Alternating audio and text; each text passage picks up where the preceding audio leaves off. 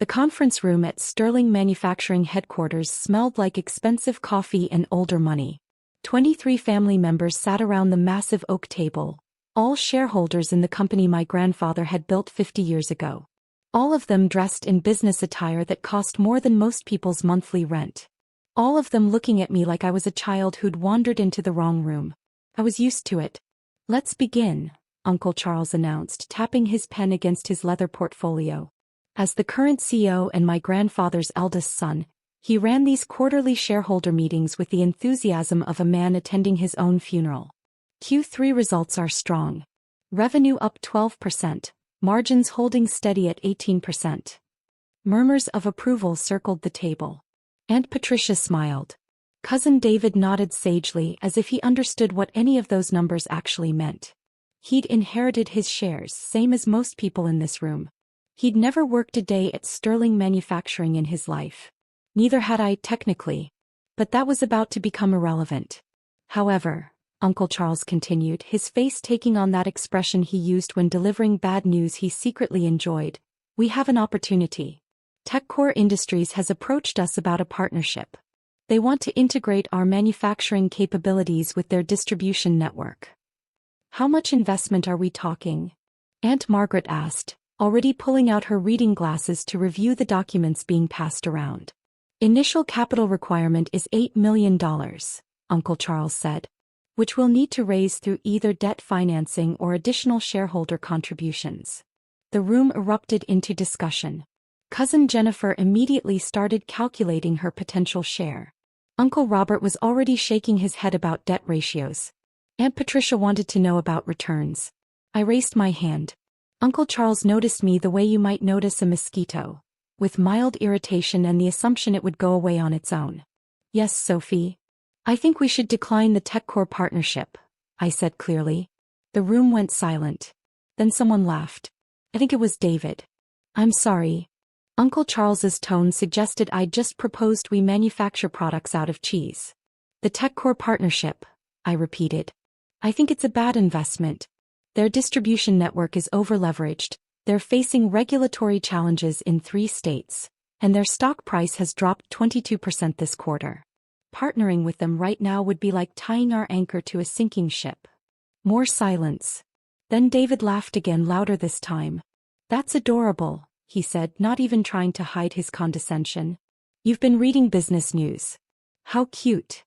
"Sophie," Aunt Margaret said in that voice adults use with precocious children, "this is a complex business decision. TechCore is a Fortune 500 company. They've been in operation for 30 years. 32 years, I corrected. And they're currently defending against 2 class action lawsuits and an SEC investigation. Their CEO resigned last month, and their CFO is selling personal shares at a rate that suggests he knows something the public doesn't." Uncle Charles set down his pen. "And where exactly are you getting this information?" "Reuters, Bloomberg, SEC filings, and TechCore's own quarterly reports," I said. "It's all public information. Public information that you apparently have time to read while doing whatever it is you do," Cousin Jennifer said with a smirk. She worked in marketing for a small firm and considered herself a business expert. "Some of us are busy running actual companies." "I own a software development company," I said mildly. "We do quite well." "Oh, that's right," David said, snapping his fingers in mock remembrance. "You make those app things. How many employees do you have again?" 5. 47 actually. As of last month." "Cute," David repeated like it was his favorite word. "But Sophie, this is big business. Sterling Manufacturing does $60 million a year in revenue.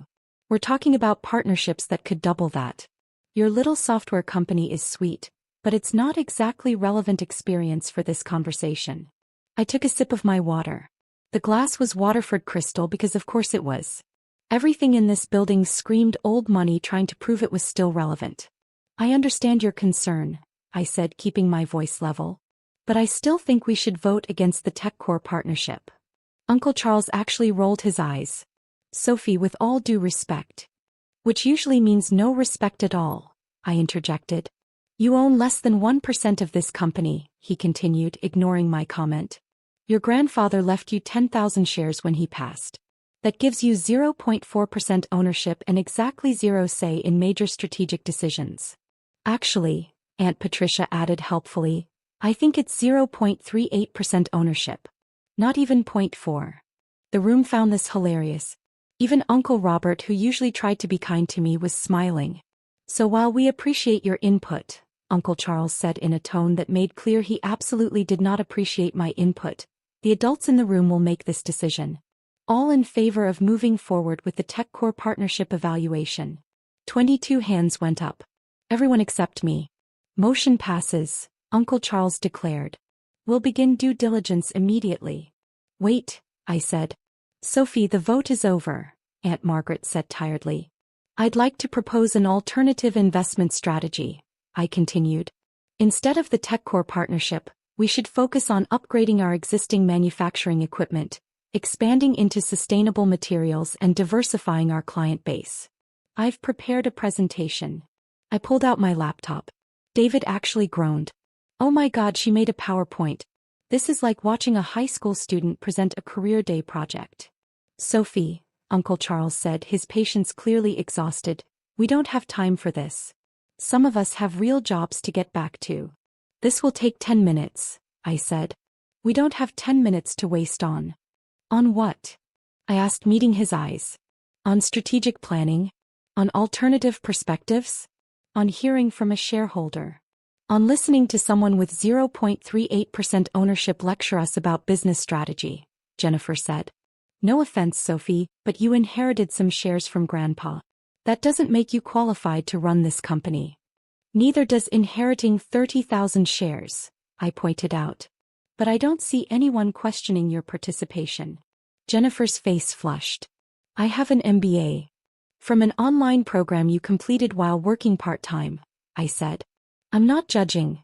Education is education. But if we're measuring qualifications, I have a degree in mechanical engineering from MIT and an MBA from Stanford. I graduated summa cum laude from both.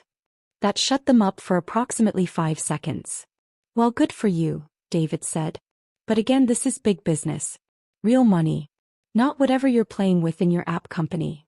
My software company generates $8 million in annual revenue, I said quietly. More silence. David blinked. 8 million. 8.3 million to be precise. We specialize in manufacturing optimization software. Our clients include 3 Fortune 500 companies and over 200 mid-sized manufacturers across North America.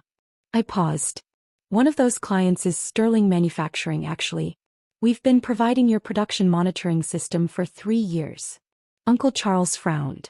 We use OptimizeCore for production monitoring. That's our software, I said. We operate under several brand names. OptimizeCore is one of them. You could have heard a pin drop. You're telling me, Aunt Patricia said slowly, that we've been paying your company for 3 years? Approximately $180,000 annually, yes. Although you get a family discount. Most clients pay $250,000 for the same package. Uncle Robert was staring at me like I'd grown a second head. Sophie, why didn't you tell us this? You never asked, I said simply. You assumed I was running some tiny operation out of my apartment. I didn't see any reason to correct that assumption. That's... Jennifer struggled for words. That's actually pretty impressive. Thank you, I said. But it's not why I want you to reconsider the TechCore partnership. Then why? Uncle Charles asked. His tone had changed slightly. Still skeptical, but at least he was listening now. Because I've done more than read their public filings, I said. I've analyzed their entire supply chain, their vendor relationships, their logistics networks, and their financial projections. They're cutting costs in ways that will hurt them long-term. They're losing key personnel. They're facing union negotiations in 4 facilities. And their core technology is becoming obsolete. How could you possibly know all that? Aunt Margaret asked. Research. Due diligence. The same thing any investor should do before committing $8 million. I opened my laptop. I really do have a presentation.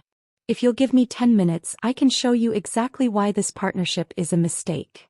Uncle Charles glanced around the table. A few people were checking their phones, but most were actually paying attention now. Fine, he said. 10 minutes. I pulled up my presentation on the screen at the front of the room. 43 slides. Financial models, risk assessments, market analysis, alternative strategies. I'd spent 3 months preparing it. 8 minutes and 30 seconds later, the room was silent again. But this time it was a different kind of silence. These numbers, Uncle Robert said quietly, if they're accurate. They're accurate, I said. Every source is cited in the appendix. You can verify them yourselves. This is actually quite thorough, Aunt Patricia admitted grudgingly. David was scrolling through his phone. Her analysis on their stock price is right. It has dropped 22%. And there are 2 lawsuits. How did we miss this?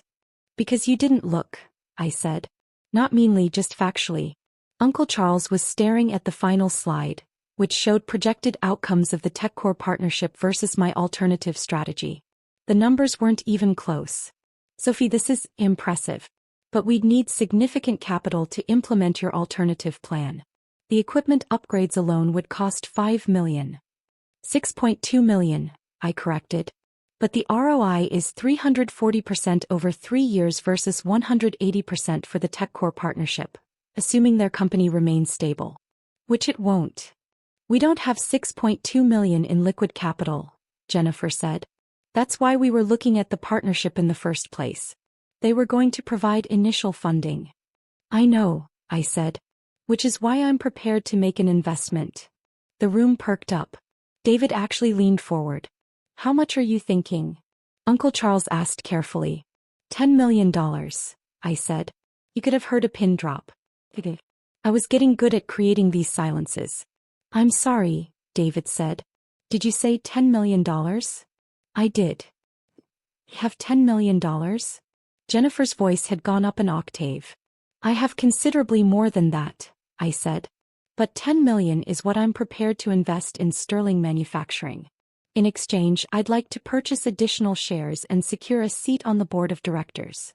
Uncle Charles had gone very still. Sophie, where exactly did you get $10 million? Pie Company, I said. $8 million in annual revenue over 6 years with profit margins around 40%. I've been investing aggressively. Software, real estate, strategic acquisitions. Strategic acquisitions, Aunt Margaret repeated. Like what? I pulled out my phone and opened an app. Like shares in Sterling Manufacturing. The temperature in the room seemed to drop 10 degrees. What do you mean? Uncle Charles's voice was very quiet.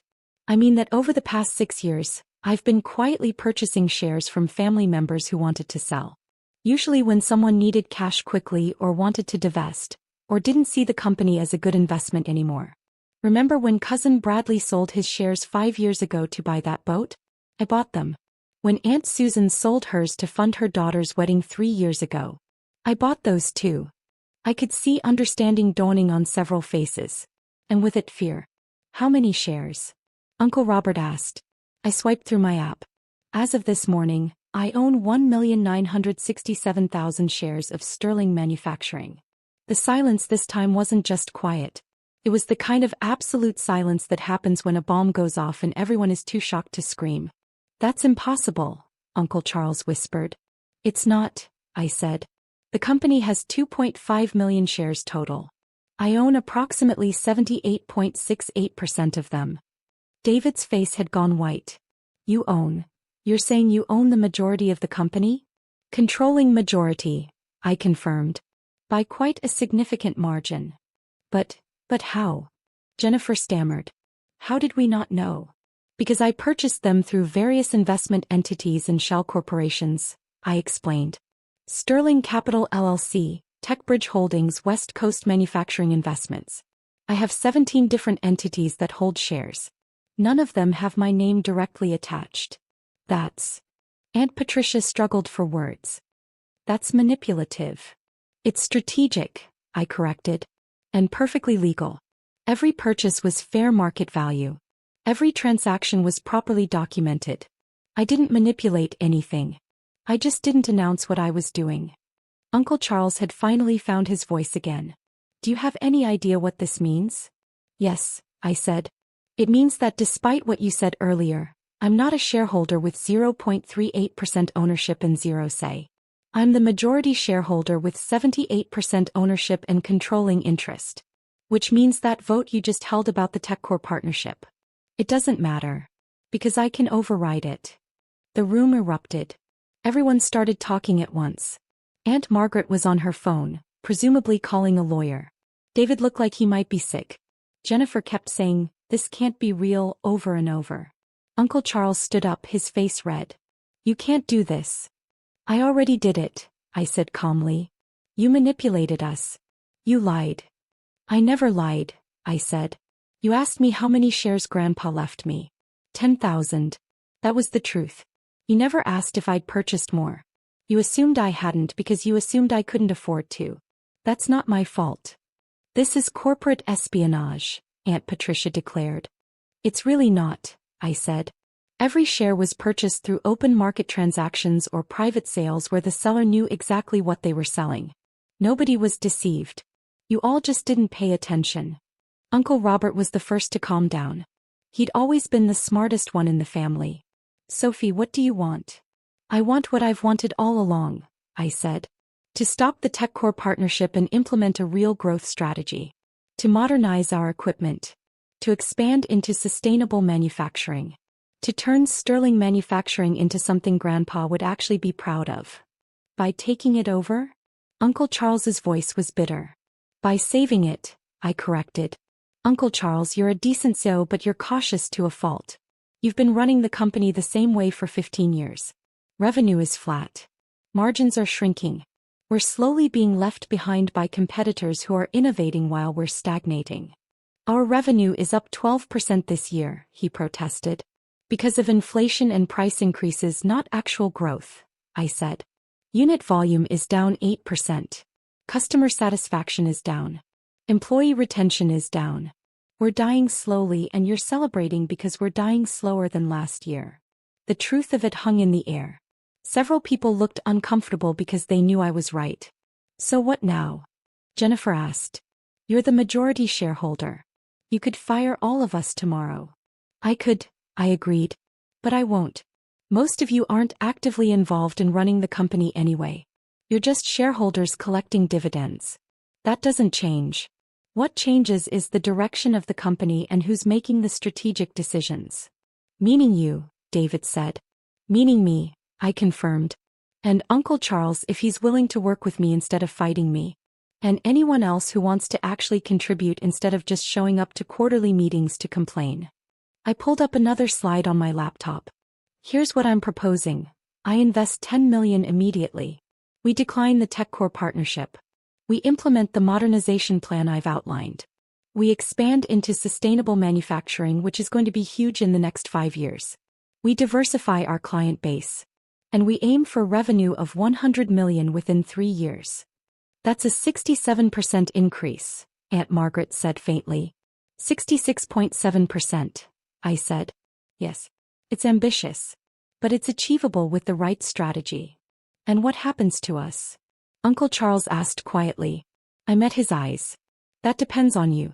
If you want to stay on as CEO and work with me to execute this plan, I'd be happy to have you. You know the operations better than anyone. But you'd need to report to me as chairman of the board. Can your ego handle that?" He stared at me for a long moment. Then slowly he nodded. "I suppose it'll have to." "Good," I said. "Uncle Robert, I'd like you on the board as well. You're the only person in this room who actually worked on the factory floor before becoming a shareholder. We need that perspective." Uncle Robert looked stunned. "You want me on the board?" "I do. Aunt Patricia, your background is in finance. I'd like you as CFO. We need to restructure our financial operations." Aunt Patricia's mouth opened and closed. I retired 5 years ago." "Consider yourself unretired," I said. "If you're interested. I'm not forcing anyone. But I'm building a team, and I want people who actually care about the company, not just the dividends." I looked around the table. "As for everyone else, you remain shareholders. Your dividends will actually increase if we execute this plan properly. But the days of showing up to vote down any innovation and collect checks are over. If you want to be involved, be involved. If you just want to be passive investors, fine. But don't get in the way." David had recovered some of his composure. "And what if we don't like this arrangement? What if we vote to oppose you? You can vote however you want, I said. But I own 78% of the shares. You could get every single other shareholder to vote against me and I'd still control the company. That's how majority ownership works. This is insane, Jennifer muttered. This is business, I corrected. Big business, as David likes to say. I looked at him. You said I was playing with my little app company. That my software business wasn't relevant experience. Well, my little company generates more revenue than some of you make in dividends. And I used that money to buy controlling interest in this company while you were all too busy dismissing me to notice. I closed my laptop and stood up. I'm scheduling a proper board meeting for next week. Uncle Charles, Aunt Patricia, Uncle Robert. I'll expect you there. We'll formalize the investment, the strategic plan, and the new organizational structure. Everyone else will receive detailed information about what's changing and what stays the same. You can't just walk out, Aunt Margaret said. We have questions. Then email them to me, I said. My contact information is in the shareholder directory. The same directory where my company is listed as your software vendor. The same information that's been available to you for 3 years that none of you bothered to look at. I picked up my bag and headed for the door. Sophie, Uncle Charles called out. I turned. He looked older than he had an hour ago. Why didn't you just tell us? Why go through all this secrecy? Because I wanted to see if you'd ever take me seriously on my own merits, I said. If you'd ever listen to Sophie the person, not Sophie the young cousin with barely any shares. And you didn't. Even today, even after I showed you my analysis, you were ready to dismiss me until I proved I had the power to force you to listen. That's not fair, Jennifer protested. Isn't it? I asked. David called my business suggestions cute. You compared my presentation to a high school career day project. Uncle Charles literally said I had exactly zero say in strategic decisions. You didn't dismiss my ideas because they were bad. You dismissed them because you didn't think I mattered. Nobody had a response to that. Well, now I matter, I said. Now you have to listen. Not because I've convinced you I'm smart or capable or qualified. But because I own 78% of the company and you have no choice. It shouldn't have taken that. But it did. I opened the door. Sophie, Uncle Robert said quietly. For what it's worth, I'm sorry. You're right. We should have listened. I gave him a small smile. Thank you, Uncle Robert. See you at the board meeting. As I walked out of the conference room, I could hear the eruption of conversation behind me. Shock, anger, disbelief, and from a few voices, what might have been grudging respect. My phone buzzed. A text from my CFO at my software company. The Sterling manufacturing deal closed. $10 million transferred to escrow pending board approval. You really bought 78% of your family's company without them noticing. I texted back, I really did. You're terrifying. Thank you. I walked through the Sterling manufacturing lobby, past the portraits of my grandfather and the other founders, past the plaque celebrating 50 years of business, past the receptionist who'd watched me grow up at these shareholder meetings. Have a good day, Miss Sterling, she called out. You too, Diana, I said. Then I paused. Actually, Diana, you've been working here for what, 20 years? 23, she said with a smile. How would you feel about a promotion? I'm going to need an executive assistant, and you know this company better than anyone. Her eyes widened. Are you serious? Completely. 50% pay increase, full benefits, and you'd be working directly with me and Uncle Charles. Interested? Yes. Absolutely. Great. I'll have HR draw up the papers. You start next week. I smiled.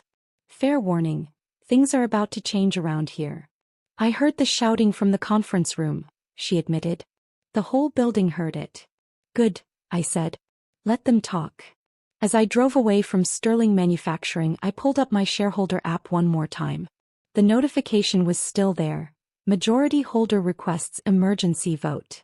I'd scheduled it to send the moment the previous vote on the TechCore partnership had been recorded. A little dramatic maybe, but effective. The vote wasn't about the TechCore partnership. It was about the new strategic direction, the new board appointments, and the new leadership structure. A vote where I controlled 78% of the shares. A vote that couldn't fail. My phone rang. Uncle Charles. Hello. I answered. I just saw the emergency vote notification, he said. His voice was calm now. Resigned maybe, but calm. You already had this planned. I did. You could have just told us. You could have avoided all this drama. I could have, I agreed. But then you would have fought me every step of the way. You would have questioned my authority, my experience, my right to make decisions. This way there's no question. I have the authority. The experience speaks for itself. And the right comes from owning 78% of the company. He was quiet for a moment. Your grandfather would have been proud of you. Would he? He always said you were the smartest of all of us. I didn't believe him. I thought he was just being sentimental because you spent so much time in his office as a kid, asking questions about the business. He paused. Turns out he was right. He usually was, I said. I'll see you at the board meeting next week, Uncle Charles said. And Sophie? Thank you for not firing me. I know you could have. You're a good CEO, Uncle Charles. You just needed someone to push you out of your comfort zone. Consider me that someone. Loud and clear, he said and hung up. I drove back to my office, the headquarters of my little app company that somehow generated $8 million a year, and smiled. Cute that they thought 0.38% was all I had. Cute that they thought I was playing small. Cute that they thought big business was something I didn't understand. I'd spent 6 years quietly building an empire while they dismissed me as irrelevant. I'd purchased nearly 80% of their company while they were too busy being condescending to notice. And now, finally, they understood. I wasn't the cousin with barely any shares. I was the majority holder. And their emergency vote notification was just the beginning.